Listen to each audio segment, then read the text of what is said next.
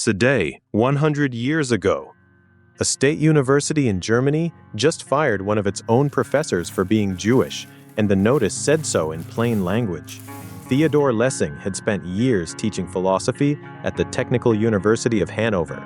Students heard his lectures on crowded benches that smelled of chalk and old wood polish. Outside the lecture halls, right-wing student groups posted flyers calling him a traitor for criticizing German militarism. Lessing answered them in newspapers and public talks, refusing to soften his attacks on rising anti-Semitism. On the morning of June 18, 1926, a single envelope reached his office. The letter stated that his Jewish background alone made continued employment impossible. Colleagues who passed him in the corridor looked away. A few offered quiet handshakes of support, yet most stayed silent, unwilling to risk their own positions. Lessing gathered his papers and left the building before noon. The dismissal was not hidden behind budget cuts or vague complaints about teaching quality. It named his heritage directly, an open signal that official institutions would now yield to nationalist pressure.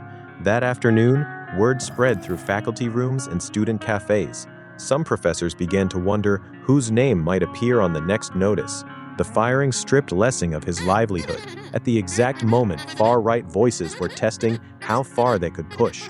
Within 7 years, he would flee the country entirely, only to be tracked and killed by Nazi agents abroad. On that June morning in Hanover, the precedent was already set.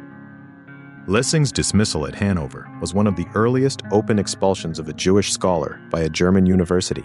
Like and subscribe for more stories that show how ordinary institutions bent under political pressure.